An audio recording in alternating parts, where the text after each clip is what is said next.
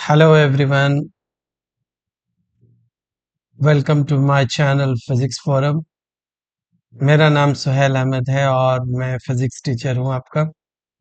और मैं 20+ ईयर से नीट एस्पिरेंट और जे एस्पिरेंट्स को पढ़ा रहा हूं। मैं आपके लिए वीडियो बनाता हूं और टिप्स एंड ट्रिक्स भी बताता हूं। यूजफुल वीडियो है, मेरे चैनल्स को सब्सक्राइब कीजिए और देखिए। इसी सिलसिले में हमने एक नया सीक्वेंस शुरू किया है, पीवाईक्यू सीरीज। इस सीरीज को भी आप देखिए, लेकिन हम लोग बीच बीच में कुछ और वीडियो बनाएंगे जिसमें मैं आपको कुछ शॉर्टकट्स बताऊंगा, छोटे टिप्स एंड ट्रिक्स बताऊंगा, चैप्टर वाइज। सब कुछ जो भी होगा, टिप्स एंड ट्रिक्स होगा वो भी चैप्टर वाइज होगा, पीवाईक्यू होगा वो भी चैप्टर वाइज होगा। अगर मुझे कोई लेसन आप बोलिएगा पढ़ाने के लिए, बताने के लिए, कॉन्सेप्ट बोलिएगा, आपके डिमांड पे अगर बनाता हूँ वो भी चैप्टर वाइज ही होगा। बीच बीच में मैं कुछ इम्पोर्टेंट कॉन्सेप्ट्स के अलग अलग वीडियो बनाऊंगा। जैसे बहुत बच्चों को रेन मैन प्रॉब्लम या बोट रिवर प्रॉब्लम, जो रिलेटिव मोशन से रिलेटेड उसमें प्रॉब्लम होती है। पुली प्रॉब्लम में क्या शॉर्टकट्स हैं, उसमें क्या शॉर्टकट्स हैं, आप देखेंगे। इसके अलग अलग वीडियो मेरे चैनल पे आपको मिलेंगे इन कमिंग टाइम। जैसा भी आपको अगर कोई और तरह का वीडियो चाहिए जिसमें आपके हिसाब से कोई कॉन्सेप्ट होना चाहिए या टॉपिक होना चाहिए, मुझे कमेंट में बताइएगा, मैं उसका भी वीडियो बनाऊंगा। तो चलते हैं, हम आज के शुरुआत करते हैं। आज का जो वीडियो है, मैं आपको, जैसे कि टॉपिक है motion in 1D and 2D, उसके कुछ शॉर्टकट्स बताऊंगा, उसके रेडीमेड कुछ फार्मूले बताऊंगा जिसको आप नीट और जेई के एस्पिरेंट्स डायरेक्टली यूज कर सकते हैं।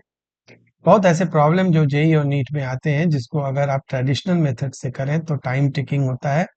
तो बहुत सारे ऐसे प्रॉब्लम्स को शॉर्टकट्स करने का भी आना चाहिए, जिसमें मैं एक प्रॉब्लम जो मैं ले रहा हूं उसको आप देखिए। पहले यहाँ पर हम लोगों ने क्या किया है कि ये हमारे पास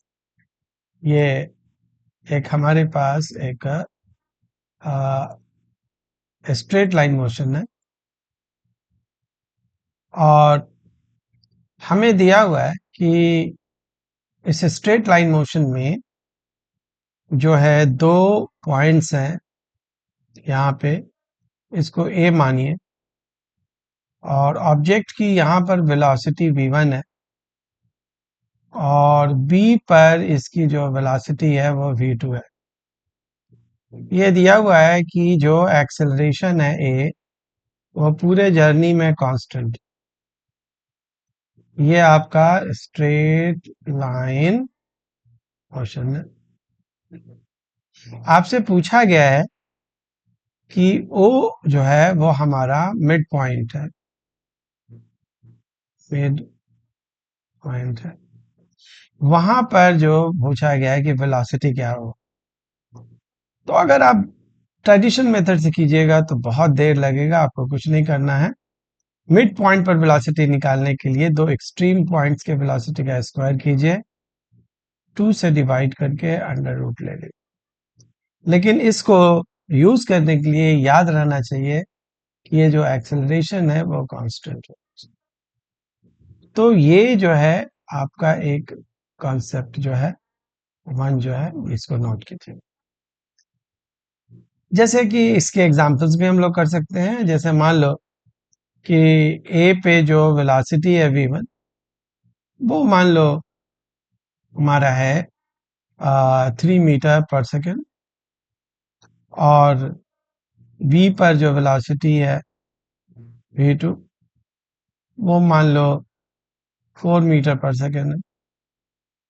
तो वेलोसिटी ए ओ पे जो वेलोसिटी होगा v, जो होगा ओ पे वी ओ, वो कितना होगा? तो वो होगा 3 square plus 4 square divided by 2 under root, जो कि 25/2 अंडर रूट होगा। आप इसको लिख सकते हैं 5√2, या आप चाहें तो इसको 2.5√2 मीटर पर सेकेंड लिख सकते हैं। तो इस तरह से आप देखते हैं कि आ, ये जो क्वेश्चन जो है, लेकिन याद रखिएगा O should be the mid point और एक्सेलरेशन शुड बी कांस्टेंट। दो इंपॉर्टेंट जो है इसके ये है पैरामीटर्स हैं जो याद रखने हैं। हम लोग अगर दूसरे कॉन्सेप्ट की तरफ चलते हैं, कॉन्सेप्ट नंबर 2, तो हम लोगों को ये तो पता होता है कि ए जो है वो क्या होता है, dv बाई dt होता है, वेलोसिटी टाइम का with respect to time, sorry velocity with respect to time.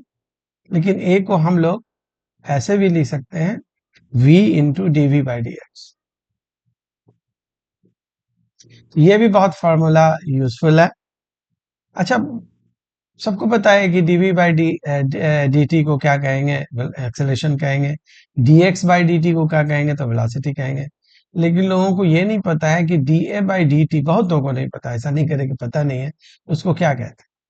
तो इसको हम लोग जर्क कहते हैं, झटका जिसको कहते हैं ना हिंदी में, da by D T is called jerk. इसी में हम लोग ये सीखेंगे कि डिफरेंस क्या होता है अगर डी वी वेक्टर मॉडुलस और dt है, और नेक्स्ट जो है dv वेक्टर अपॉन dt, ये पूरा मॉडुलस है। इन दोनों का क्या मतलब, क्या दोनों सेम है या दोनों अलग अलग हैं? तो नहीं, ये दोनों सेम नहीं। ये जो चीज है वो ट्रांसलेशनल एक्सेलरेशन, ट्रांसलेशनल एक्सेलरेशन। और ये क्या है, ट्रांसलेशनल एक्सेलरेशन का स्क्वायर और रेडियल सेंट्रीपिटल एक्सेलरेशन स्क्वायर का अंडर रूट। आप जानते हैं कि जो ट्रांसलेशनल एक्सेलरेशन होता है वो dv बाई dt होता है, वो स्पीड डिपेंडेंट होता है, स्पीड डिपेंडेंट, स्पीड चेंज होगा तो होगा, नहीं होगा तो नहीं होगा। और ac जो होता है वो आप जानते हैं v स्क्वायर बाई r होता है, वो डायरेक्शनल डिपेंडेंट होता है, डायरेक्शन डिपेंडेंट, जैसे सर्कुलर मोशन। तो दोनों में क्या फर्क है ये देखिए, d mod v by D T translational acceleration है, और dv बाई dt जो है वो क्या है, टोटल एक्सेलरेशन। ये आपका टोटल एक्सेलरेशन, समझ गए। तो इस तरह से हम लोग ये देखते हैं कि इनका क्या मतलब है। नेक्स्ट जो है हम लोग कंसेप्ट और सीखते हैं। इस कंसेप्ट में इसको हम लोग कंसेप्ट नंबर 3 में डालते हैं। कंसेप्ट नंबर 3 में हम लोग ये देखते हैं कि एवरेज वैल्यू ऑफ फंक्शन कैसे निकालते हैं। Average value of function from से x1 टू x2। तो एवरेज वैल्यू जो होता है, जो एवरेज वैल्यू किसी भी फंक्शन का होता है, वो याद रखिएगा, integration function with respect to x, x1 to x2 और whole divided by x2 minus x। जैसे मान लो कि हमको वेलोसिटी दिया हुआ है, जो टाइम का फंक्शन है, मान लो कि 40 प्लस 3 दिया हुआ है, और हमको निकालना है average velocity, average velocity between 1 to 3 seconds, ऐसा निकाल। तो आप कैसे निकालोगे, हम लोग क्या करेंगे कि वेलोसिटी एवरेज का फार्मूला देखो, इस फार्मूले में क्या लिखेंगे, इंटीग्रेशन वी टी, लेकिन टी का है तो डी टी के रेस्पेक्ट में, x1 और x2 के जगह t1 और t2 आ जाएगा, तो ये आपका क्या हो जाएगा t1, और ये आपका क्या हो जाएगा t2। तो यहाँ पर हम लोग क्या करेंगे, t1 की जगह क्या डाल देंगे 1, और t2 की जगह हम लोग 3 डाल देंगे, और divided by x2 minus x1 की जगह t2 माइनस क्या लिखेंगे, t1 लिखेंगे। तो इसके जगह हम लोग क्या लिखेंगे, इंटीग्रेशन 40 प्लस 3 dt, जिसका फंक्शन रहेगा उसी के रिस्पेक्ट में इंटीग्रेट होगा, और लिमिट भी उसी के टर्म्स में डालेगा, और 3 माइनस कितना हो गया 1, तो पता ही ये 2 है। अब इसको सॉल्व कर लेंगे। आप जानते हैं कि इसका जो इंटीग्रेशन होगा, हम लोग ये एवरेज वेलोसिटी निकाल रहे हैं। ये कितना हो गया 4t² बाई 2 यानी कि 2t² हो गया और प्लस कितना हो गया 3t हो गया। और इसको 1/2 बाहर ले लेते हैं। क्यों बाहर ले लेते हैं 1/2? इसका वैल्यू 2 होगा तो 1/2 बाहर लेते हैं और लिमिट डालते हैं कहाँ 1 से लेके 3। इंटीग्रेशन आना चाहिए 4t² का इंटीग्रेशन कितना हो गया 4t का सॉरी इंटीग्रेशन कितना हो गया 4t² बाई 2। तो आपको 2t² है और 3 का dt का इंटीग्रेशन 3t हो गया। तो इसको अगर आप लिखेंगे तो कितना आ जाएगा 1/2 2t² प्लस और 3t है तो पहले 3 का वैल्यू डालेंगे।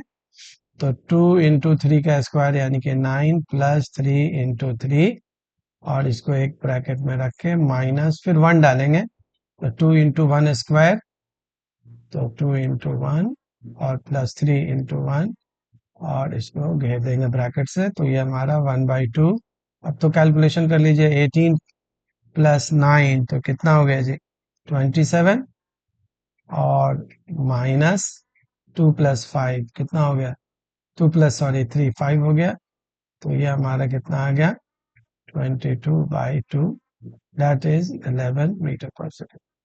तो अगर वेलोसिटी आपका ये दिया हुआ है और वो आपसे पूछा जाए कि एवरेज वेलोसिटी जो है आप बताइए बिटवीन 1 to 3 सेकेंड तो your answer will be how much 11 metre. तो आप ये देख सकते हैं कि ये बहुत ही यूजफुल फॉर्मूले हैं। इसको आप देख सकते हैं ठीक है ना।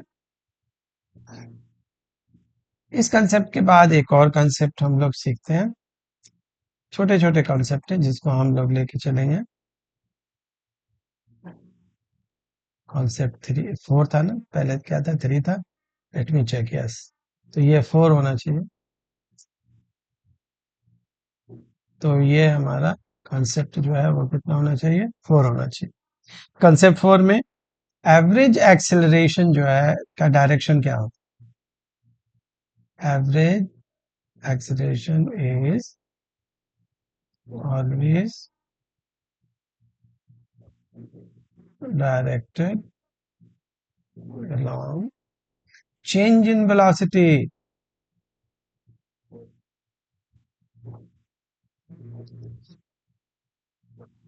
मान लो कि एक वेलोसिटी है v1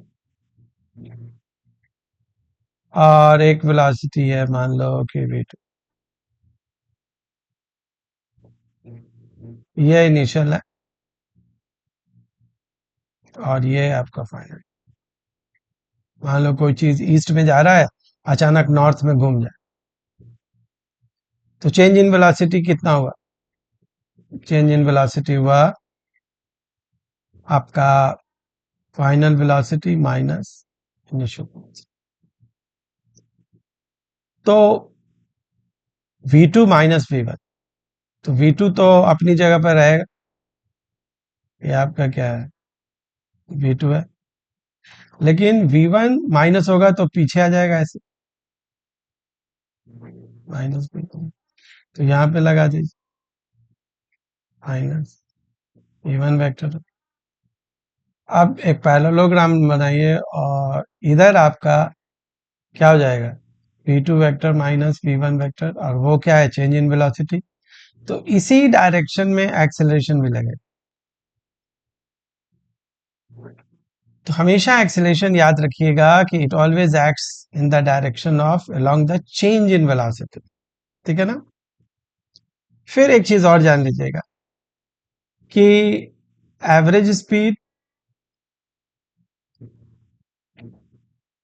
में और में नॉट बी इक्वल। ये तो आप सब लोग जानते हैं वाई बिकॉज हो सकता है डिस्टेंस डिस्प्लेसमेंट के बराबर ना हो तो वहां पर एवरेज स्पीड में not be equal to average velocity.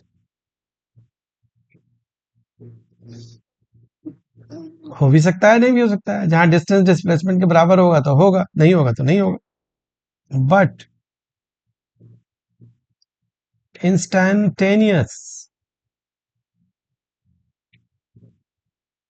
Velocity is always equal to instantaneous speed। ये दोनों चीजें जो है कंसेप्ट नंबर 4 में ये याद रखिएगा। समझ में आ रही बात ना? इसके बाद जो है वो आपको कुछ और कंसेप्ट हम बताते हैं कंसेप्ट नंबर 4 एंड में और 5 में। 4 तो हो ही गया, 5 में आपको बताते हैं कंसेप्ट नंबर 5। कंसेप्ट नंबर 5 में देखो क्या है, वेलोसिटी है और इधर एक्सेलरेशन, एक्सेलरेशन ए है, वेलोसिटी बी है और इधर स्पीड है। वेलोसिटी पॉजिटिव है, एक्सेलरेशन पॉजिटिव है तो स्पीड बढ़ेगा। वेलोसिटी नेगेटिव है, एक्सेलरेशन नेगेटिव है, स्पीड बढ़ेगा। वेलोसिटी पॉजिटिव है, एक्सेलरेशन नेगेटिव है, स्पीड घटेगा। वेलोसिटी नेगेटिव है, एक्सेलरेशन पॉजिटिव है, स्पीड घटेगा। यानी कि अगर दोनों का साइन सेम होगा तो स्पीड बढ़ेगा, अगर दोनों का साइन अपोजिट होगा, एक पॉजिटिव दूसरा नेगेटिव, एक नेगेटिव दूसरा पॉजिटिव, तो स्पीड घटता है। तो ये चीजें याद रखिएगा कि स्पीड का बढ़ना या घटना सिर्फ वेलोसिटी के साइन को या सिर्फ एक्सेलरेशन के साइन को देख के पता नहीं कर सकते। जैसे मान लो कि कोई कार है, वो ऐसे जा रही है, ठीक है, और इधर स्पीड क्या है, पॉजिटिव है, बट वो ब्रेक मार रहा है तो एक्सेलरेशन क्या होगा, पीछे लगे तो नेगेटिव है, तो स्पीड उसका क्या हो रहा है, घटेगा। अब मान लो कि कोई कार है, वो इधर जा रही है तो वेलोसिटी क्या है, पॉजिटिव है, और इस एक्सेलरेट कर रहा है, गाड़ी का स्पीड बढ़ा रहा है, तो एक्सेलरेशन भी, फोर्स भी उसी दिशा में लग रहा है, तो स्पीड क्या होगा, उसका बढ़ेगा। मान लो कि कोई कार है, वो इधर जा रही है, तो वेलोसिटी क्या है, नेगेटिव है, और स्पीड बढ़ा रहा है, तो इसका मतलब एक्सेलरेशन फोर्स भी उसी डायरेक्शन में लग रहा है, तो इसका स्पीड क्या हो रहा है, बढ़ रहा है। तो इस तरह से आप देखते हैं कि द स्पीड जो है का घटना या बढ़ना वेलोसिटी या एक्सेलरेशन के सिंगल साइन पर नहीं पता चलता, दोनों का साइन पता होना चाहिए, ओनली देन आप इसको ये कर सकते हो। अच्छा, कॉन्सेप्ट नंबर 6 में हम लोग एक चीज और सीखने जा रहे हैं।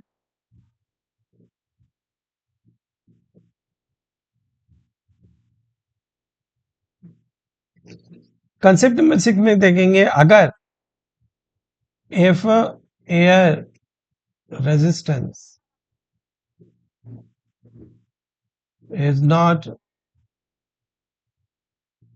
नेग्लेक्टेड, याद रखिएगा, ठीक है ना, और किसी चीज को यू से फेंका जाता है, ठीक है, तो टाइम ऑफ जो एसेंट होता है, चढ़ने का टाइम, ठीक है ना, T1, वो होगा U divided by G plus A,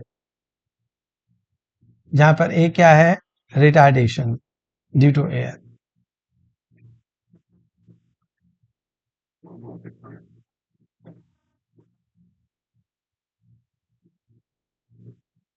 retardation due to air, समझ में आई बात ना?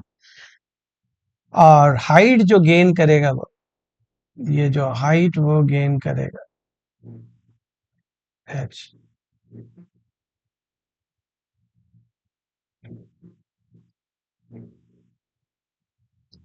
हाइट गेन, वो कितने के बराबर होगा, वो होगा यू स्क्वायर, जिसे फेंका गया, ट्वाइस ऑफ जी प्लस ए। तो टाइम ऑफ एसेंट की बात हम कर रहे हैं, ठीक है ना। अगर कोई चीज मान लो कि थ्रो किया गया नीचे की तरफ, यू से थ्रो किया गया नीचे की तरफ, मान लो कि कोई चीज है यहां से फेंका गया यू से, तो T2 टाइम ऑफ डेसेंट,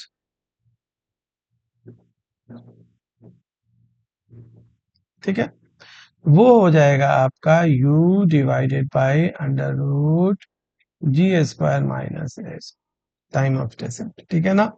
और ये जान लीजिएगा कि टाइम ऑफ डेसेंट हमेशा टाइम ऑफ एसेंट से बड़ा होता है। इस पर क्वेश्चन भी आ चुके हैं जेई में, नीट में भी आ सकते हैं। तो इस तरह से कोई चीज ये नीचे फेंका जाए, कोई ऑब्जेक्ट है इसको नीचे फेंका जाए यू से, ऊपर वाले में देखा कि कोई चीज ये फेंका जाए, तो हमारा टाइम ऑफ जो एसेंट और डेसेंट है। और रिलेशन क्या है टाइम, ऐसे तो आमतौर पर अगर एयर रेजिस्टेंस नेग्लेक्टेड हो तो time of ascent is equal to time of descent, लेकिन यहाँ पर टाइम ऑफ डेसेंट बड़ा होता है टाइम ऑफ एसेंट से, ये याद रखिएगा। ये सारी चीजें जो हैं वो छोटी छोटी चीजें हैं, लेकिन तब है कि जैसे छोटा सा एक और कंसेप्ट है वो भी देख लीजिए। शॉर्टकट्स हैं, सब सारे शॉर्टकट्स। बेशक मैं उसको कॉन्सेप्ट बोल दे रहा हूँ but they are all basically shortcut. तो ये कितना है 6, 6 है, नहीं ये 7 हो गया ना, ये 5 था, ये 7 हो।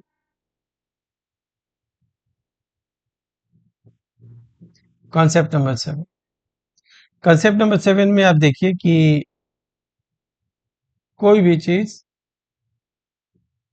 आपका यू से जा रहा है और उसका ए एक्सेलरेशन, तो डी जो अगर स्टॉपिंग डिस्टेंस, ए सॉरी रिटार्डेशन वाला जा रहा है और जा ऐसा रहा है, तो ए आपका क्या है रिटार्डेशन। रिटार्डेशन मान लो कि यू से गाड़ी चला रहे हो और ब्रेक मार दिया, कांस्टेंट एक्सेलरेशन यानी कि रिटार्डेशन। तो उसका जो स्टॉपिंग डिस्टेंस कितने दूर जाके गाड़ी रुक जाएगी, उसका shortcuts formula you square by 2 है, स्टॉपिंग डिस्टेंस, ठीक है ना। तो इस तरह से हम लोग आ, ये निकाल सकते हैं, राइट। कॉन्सेप्ट नंबर आपको 7 भी बता दिया हमने।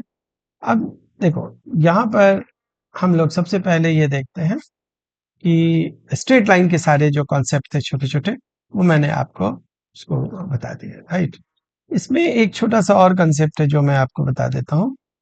वो ये है कि मान लो कि ये दिया हुआ है कि इसी में बता देता है, इसी कंसेप्ट को क्यों आगे बढ़ाएं, इसी कंसेप्ट को चाहिए।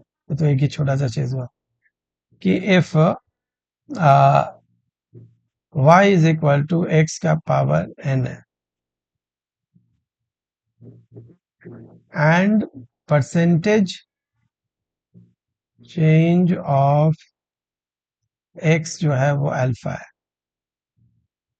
अल्फा जो है very small, very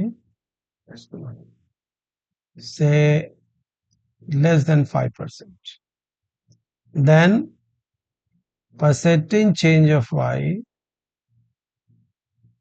will be equal to n times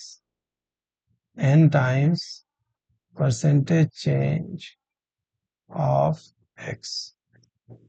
जैसे मान लो कि एक वायर है जिसका लेंथ जो है l है और ये r है। कहा जाता है कि if l is changed by if l is changed by 1%, find percentage change of r। तो हम लोग जानते हैं कि जो r होता है वो rho l square by v होता है। वी क्या है वॉल्यूम जो कांस्टेंट है, रो क्या है रेजिस्टिविटी वो भी कांस्टेंट है, यानी कि ये सारी चीजें कांस्टेंट। तो आर जो है वो प्रोपोर्शनल टू क्या हो गया एल स्क्वायर, तो परसेंटेज चेंज ऑफ आर कितना हो गया, चेंज ऑफ आर, यहाँ एल के एन की जगह क्या है 2 into percentage change of L, जो कि आपको क्या दिया हुआ है, 1% दिया हुआ है, आंसर हो गया 2%। यानी कि लेंथ में अगर आपने 1%, लेकिन ये जो फॉर्मूला है it only works for very small percentage change, अगर नहीं है तो ये काम नहीं करेगा। तो इसके लिए जो है वो एक राइडर जो है वो याद रखिएगा, ठीक है ना। तो आज की जो क्लास में हमने आपको 1D के कुछ शॉर्टकट्स बताए और काफ़ी यूज़फुल शॉर्टकट्स हैं। अगली क्लास में मैंने आपको 2D के शॉर्टकट्स बताऊंगा। मोशन इन 1D या 2D मुझे लेना था एक ही क्लास में, लेकिन वीडियो जो आप जानते हैं मैं छोटे रखता हूँ, लंबा ना हो जाए, इसलिए मैं छोटे छोटे वीडियो बनाता हूँ, स्टूडेंट्स के लिए वो अच्छा रहता है। तो आप इस वीडियो को देखिए, कमेंट कीजिए, सब्सक्राइब कीजिए मेरे चैनल को, और मुझे और इनकरेज कीजिए ज़्यादा से ज़्यादा वीडियो बनाने का। आपकी मर्ज़ी के मुताबिक ऑनलाइन क्लासेस मेरे साथ आप ले सकते हैं at very nominal fee, in depth physics पढ़ने के लिए। ख़ासकर वो जो 11th-12th में काफ़ी अच्छा करना चाहते हैं सीबीएसई में, सीयूईटी के लिए भी जो अच्छा करना चाहते हैं, या फिर जो नीट और जेईई के एस्पिरेंट्स वो तो हैं ही हैं मेरे। तो वो सारे स्टूडेंट्स जो हैं वो मेरे से ऑनलाइन क्लास ले सकते हैं। मिलते हैं अगले वीडियो में। Thank you.